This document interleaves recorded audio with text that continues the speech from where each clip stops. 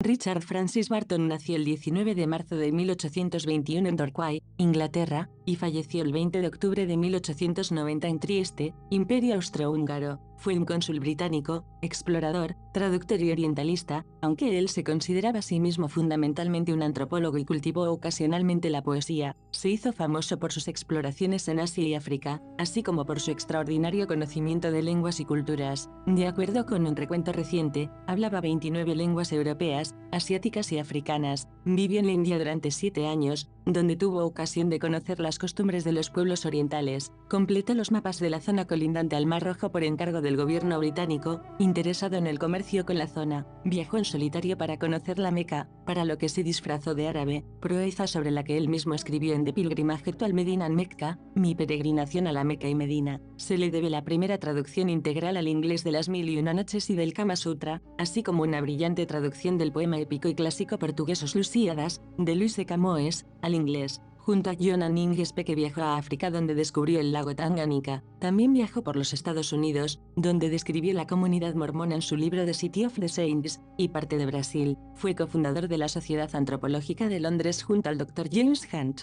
Fue denostado por la puritana sociedad británica de su época por mantener puntos de vista poco ortodoxos sobre la sexualidad femenina y la poligamia, así como por haberse casado con una ciudadana católica, Isabel Arundel. Fue cónsul británico en la isla africana de Fernando Po, en Santos, Brasil, Damasco, Siria, y Trieste, Italia. Fue nombrado caballero en 1866. Barton nació en Torquay, Devon, a las 21:30 del 19 de marzo de 1821. En su autobiografía, declara erróneamente haber nacido en el hogar familiar de Barham House en Hertfordshire. Su padre, el capitán Joseph Netterville Barton, fue un oficial del ejército británico de origen irlandés. Su madre, Martha Baker, era la heredera de una familia acomodada de Hertfordshire. Tuvo 2 hermanos, Maria Catherine Elizabeth Barton y Edward Joseph Barton. La familia de Barton viajó bastante durante su infancia. En 1825 se mudaron a Francia, Tours, Orleans, Blois, Marsella, y luego a Italia, Livorno, Pisa, donde el joven Barton rompió un violín en la cabeza de su profesor de música, Siena, Perugia, Florencia, Sorrento y Nápoles, sin mencionar las excursiones de 1 o 2 semanas a otras ciudades. En Nápoles los hermanos Richard y Edward visitaron su primera casa de lenocinio. La primera educación formal de Barton la recibió de varios tutores contratados por sus padres, mostrando desde muy pronto una gran facilidad para los idiomas. Aprendió rápidamente francés, italiano y latín. Se rumoreó que en su juventud tuvo una aventura con una joven gitana, llegando a aprender los rudimentos de su idioma, romaní. Esto quizá podría explicar por qué fue capaz de aprender más tarde el hindi y otras lenguas indostánicas con una rapidez casi sobrenatural, ya que el romaní está relacionado con esa familia de lenguas. Las idas y venidas de su juventud pueden haber inducido a Barton a considerarse a sí mismo como un extranjero durante buena parte de su vida. Como él mismo decía, haz lo que tu hombría te empuje a hacer, no esperes aprobación excepto de ti mismo. Barton entró en el Trinity College, Oxford, en el otoño de 1840. A pesar de su inteligencia y de su habilidad, muy pronto se distanció de sus profesores y compañeros. Se encontraba por primera vez absolutamente solo sin su familia, y se cuenta que durante su primer curso retó a otro estudiante a un duelo después de que este último se burlara de su bigote. El profesor Grenil le presentó entonces al arabista español Pascual de Gallangos, y este azuzó la innata curiosidad de Barton hacia el árabe, que empezó a estudiar con ardor.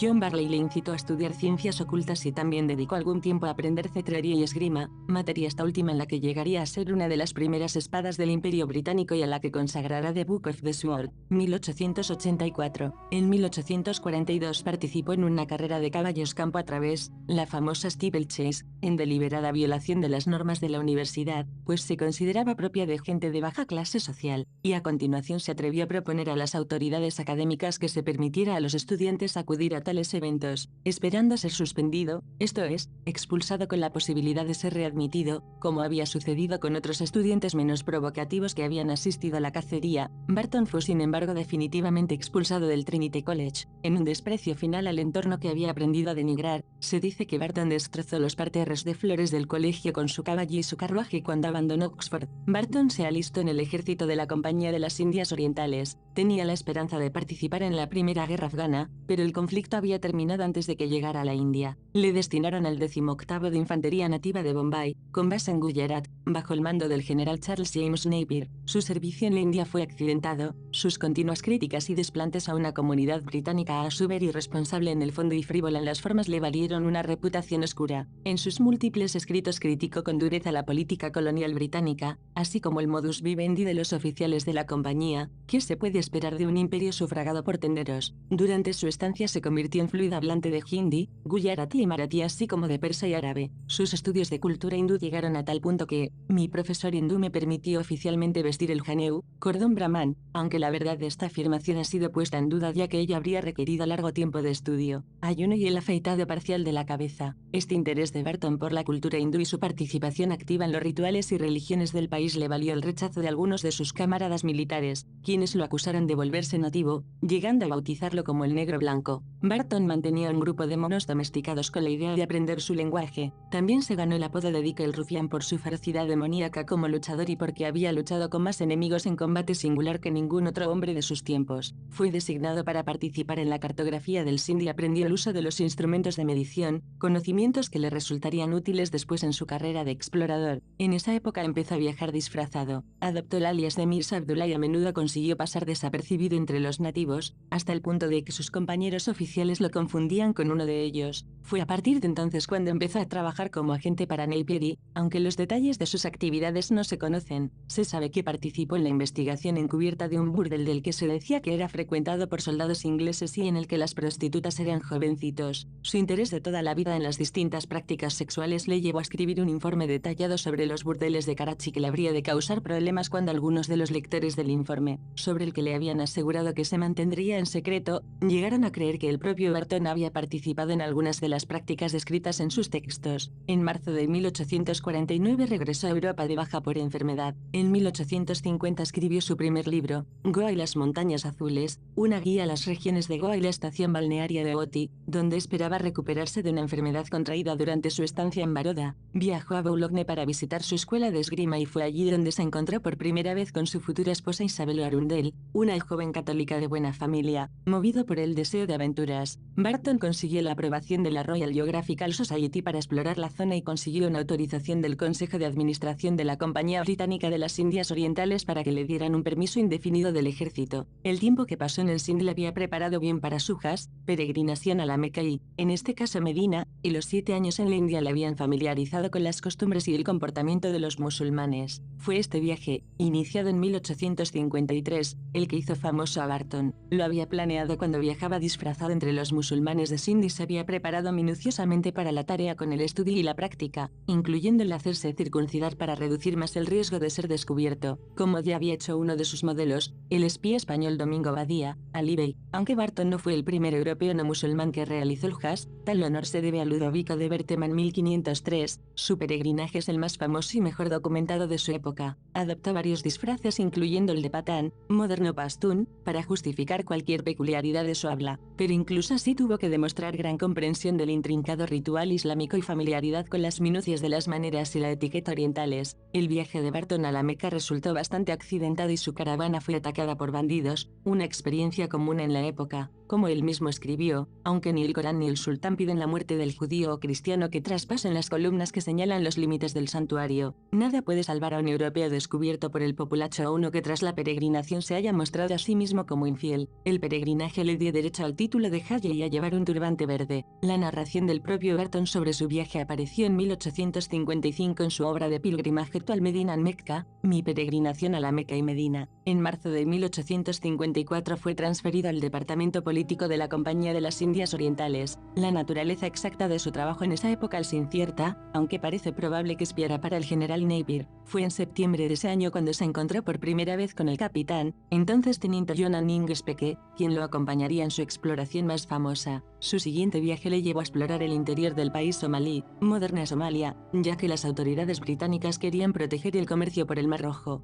Barton emprendió la primera parte de su viaje en solitario. Hizo una expedición a Harar, la capital somalí, en la que no había entrado ningún europeo, De hecho, había una profecía que decía que la ciudad caería en decadencia si un cristiano era admitido en su interior. La expedición duró 4 meses. Barton no solo llegó a Arar, sino que fue presentado al emir y permaneció 10 días en la ciudad. Allí fue uno de los primeros. Se le había anticipado en 1799 William y George Brown en describir la costumbre centroafricana de la clitoridectomía o ablación genital femenina. La vuelta estuvo plagada de problemas por falta de suministros y Barton escribió que habría muerto de sed si no hubiera llegado a ver pájaros del desierto, dándose cuenta de que indicaban la cercanía de agua. Después de esta aventura salió de nuevo, acompañado esta vez por los tenientes John H. Speke, G. E. Hearn y William Stroyan y un cierto número de africanos empleados como porteadores. Sin embargo, al poco de partir, la expedición fue atacada por un grupo perteneciente a una tribu de somalíes. Los oficiales estimaron su número en unos 200. En el combate entablado Stroyan fue muerto y Speke capturado y herido en 11 partes antes de conseguir escapar. Barton resultó ensartado con un venablo cuya punta le entró por una mejilla y la asomó por la otra, herida que le dejó una importante cicatriz visible fácilmente en retratos y fotografías. Logró sin embargo escapar, con el arma traspasándole la cabeza, pero las autoridades juzgaron con severidad el incidente, considerándolo un fracaso, y se ordenó una investigación, que durante 2 años trató de hallar un responsable del desastre, algo a lo que se consideraba que el temperamento y conducta de Barton podrían haberle inducido, y aunque fue ampliamente exonerado de toda culpa, el hecho no ayudó de ninguna manera a impulsar su carrera. Barton describe este estremecedor ataque en su obra First Footsteps in East Africa, de 1856.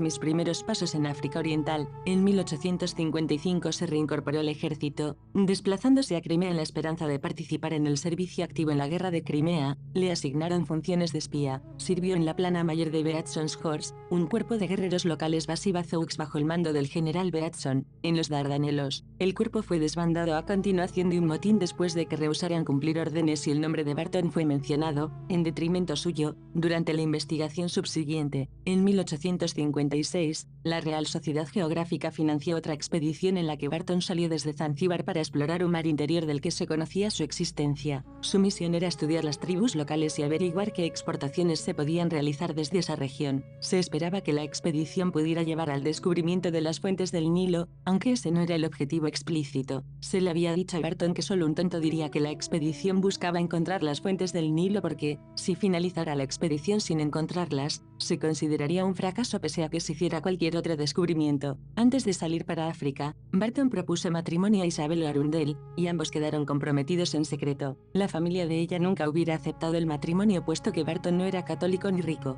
Speke le acompañó de nuevo, y el 27 de junio de 1857 salieron de la costa oriental de África en dirección oeste, en busca del lago Los Lagos. Fueron grandemente ayudados por el experimentado guía local Sidi Mubarak, también conocido como Bombay, que estaba familiarizado con algunas de las costumbres y lenguas de la región. Desde el comienzo, el viaje hacia el interior estuvo plagado de problemas tales como el reclutamiento de porteadores de confianza y el robo frecuente de materiales y suministros por parte de los desertores de la expedición. Es más, ambos exploradores fueron víctimas de enfermedades tropicales durante el viaje. Speke quedó ciego parte del viaje y sordo de un oído a causa de una infección motivada por los intentos de retirarle un escarabajo que se le había introducido en él, y Barton se quedó tan débil que fue incapaz de andar durante gran parte del camino y tuvo que ser llevado por porteadores. La expedición alcanzó el lago Tanganyika en febrero de 1858. Barton quedó asombrado por la vista del inmenso lago, pero Speke, que seguía temporalmente ciego, fue incapaz de apreciar la magnitud del lago. Llegados a este punto, buena parte de su equipo de topografía se había perdido, estropeado o había sido robado, y fueron incapaces de completar la topometría del área tan bien como hubieran deseado. Barton cayó enfermo de nuevo en el viaje de vuelta y Speke continuó explorando sin él, haciendo un viaje al norte y localizando por fin el gran lago Victoria. La falta de suministros e instrumentos adecuados le impidió topografiar la zona, pero quedó convencido, en su fuero interno, de que el lago era la tan largamente buscada fuente del Nilo. La descripción de este viaje por parte de Barton se da en las regiones de los lagos del África Ecuatorial, Lake Regions of Equatorial Africa, de 1860.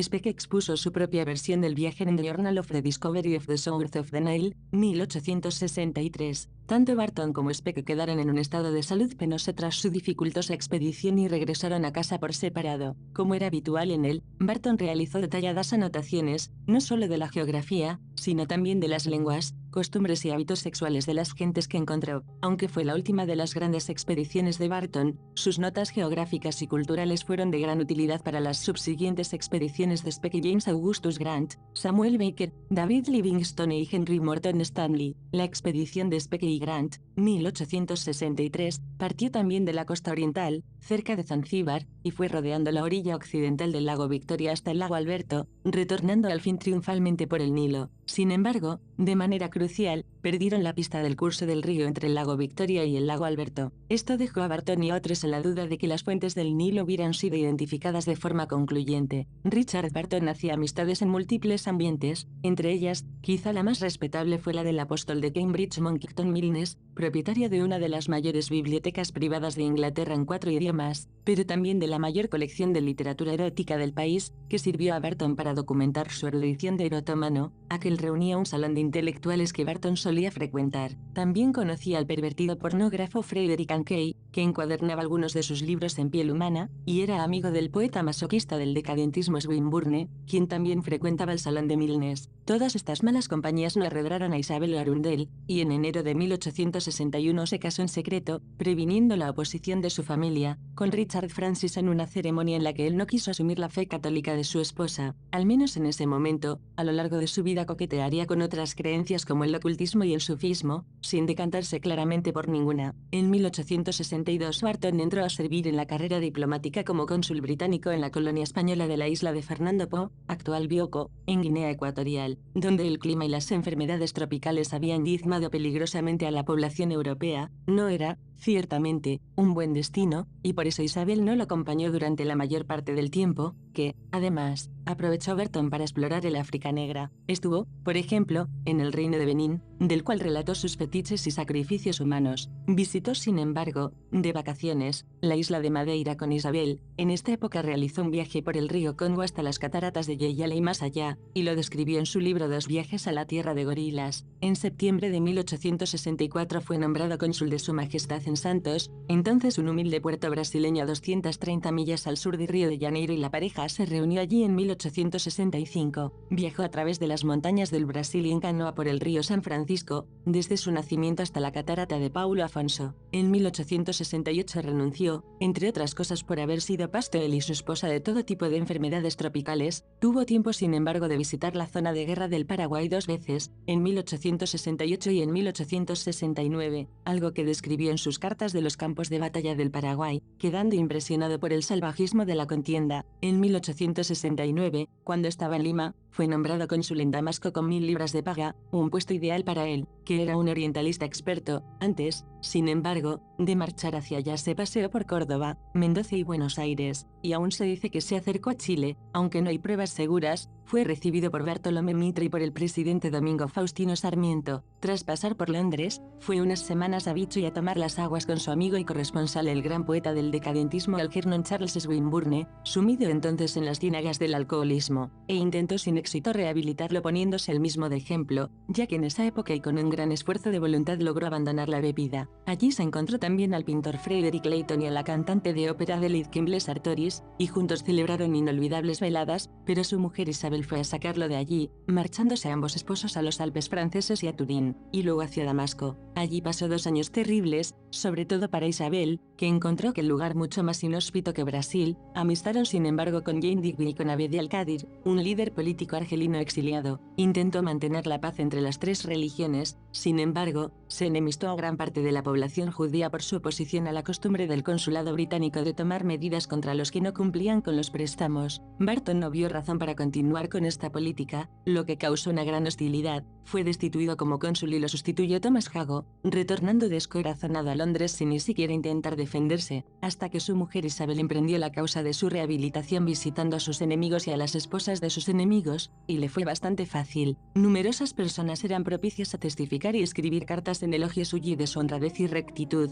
Es más, muchos comerciantes musulmanes, no así los judíos, lo creían responsable de la caída del odiado Rashid Pacha y pidieron su regreso. Incluso los misioneros protestantes y la misma prensa cambió de opinión. Lord Granville ofreció el consulado de Pará, al norte de Brasil, que rechazó al ser un puesto de inferior categoría, y cuando le dieron a otra persona el puesto de Teherán, se lo tomó como una ofensa. La experiencia de Damasco transformó a Barton en un antisemita y escribió sobre esta materia de Geu, que no consiguió publicar, hasta que lo hizo el biógrafo de Isabel W. H. Wilkins en pleno asunto Dreyfus en 1869. En 1872 un empresario le financió un viaje a Islandia para que fuese a inspeccionar la posibilidad de abrir minas de azufre allí, ofreciéndole además una gran suma si encontraba yacimientos explotables. Y sobre este viaje escribió otro libro, Ultima Thule, aunque no hubo suerte y este viaje terminó resultándole especialmente desagradable a alguien habituado a la luz de los trópicos. Ese mismo año fue reasignada la ciudad portuaria adriática de Trieste, en el Imperio Austrohúngaro, aunque con menor salario, 600 libras. Él había pretendido un consulado en Marruecos, pero tuvo que conformarse, ya que el puesto era mucho más tranquilo y podía consagrarse a la escritura y los viajes. Durante una Londres se operó de un pequeño tumor que un golpe le había producido en la espalda. Su matrimonio con Isabel parecía entonces una mera convivencia entre dos hermanos que apenas se cruzaban por casualidad, como llegó a ocurrir una vez en Venecia en que ambos se toparon de bruces sin haber conocido por qué lugar de Europa andaban. Pero era él quien más la rehuía. Soy un mellizo incompleto y ella es el fragmento que me falta, dijo en una ocasión. La evitó 5 meses en 1875, 7 entre 1877 y 1878 y 6 en 1880. Pero a medida que envejecía su dependencia hacia ella se hacía más profunda y patente.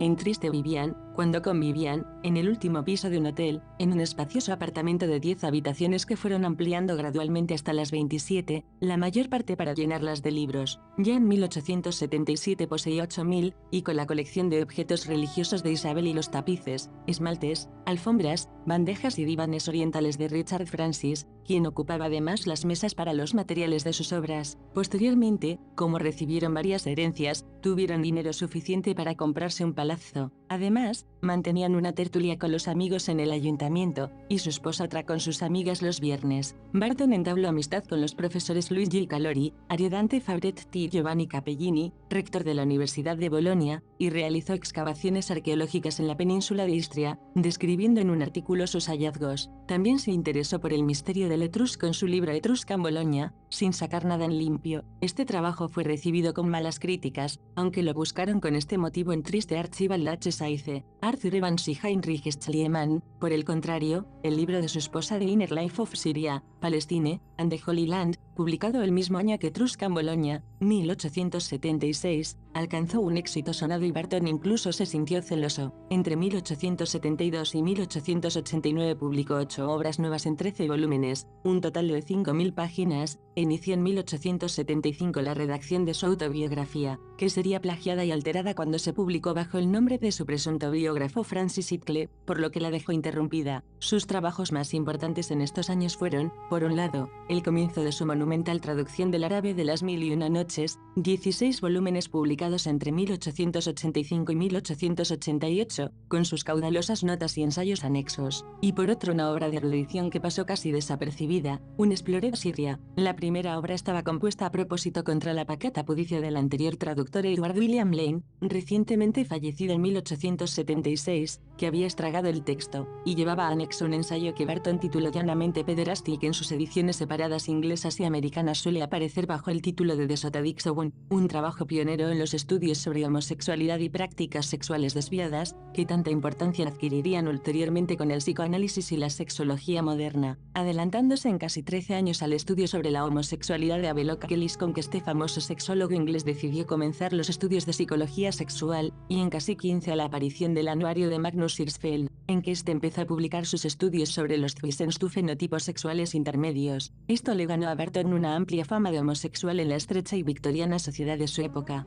fama que ya venía gestando precisamente desde la época en que él mismo confesó haber trabado por primera vez contacto con la execrabilis familia Paticorum, la familia homosexual, es decir, durante la campaña de Napier en Sind, en los años 1844 a 45. La segunda obra es importante porque transcribía varios textos epigráficos de 4 lápidas de basalto que había descubierto el orientalista suizo Johann Ludwig Burckhardt en 1812 en la ciudad de Hama. Su teoría de que eran en lengua hitita resultó correcta, y pese a las tremendas críticas que tuvo que sufrir por ello, se salió a la postre con la suya. Hablaba también de una lápida moabita que terminó en el Louvre y que fue el primer descubrimiento arqueológico que documentaba un acontecimiento narrado en la Biblia, el triunfo de Mesa, rey de Moab, sobre Omri, rey de Israel. Con su último hálito de vida, en 1888 decidió traducir sin censura el Decamerón de Giovanni Boccaccio, pero, como se le adelantó John Payne, optó por otra más escabrosa e indecente de uno de los novelleri discípulos del mismo, Il Pentamerone, o Lacunto degli Conti, de Giovanni Battista Basile, impreso por vez primera en Nápoles en 1637. La traducción de los pasajes más fuertes demuestra que no había olvidado el argot de la calle que había aprendido en Nápoles de joven.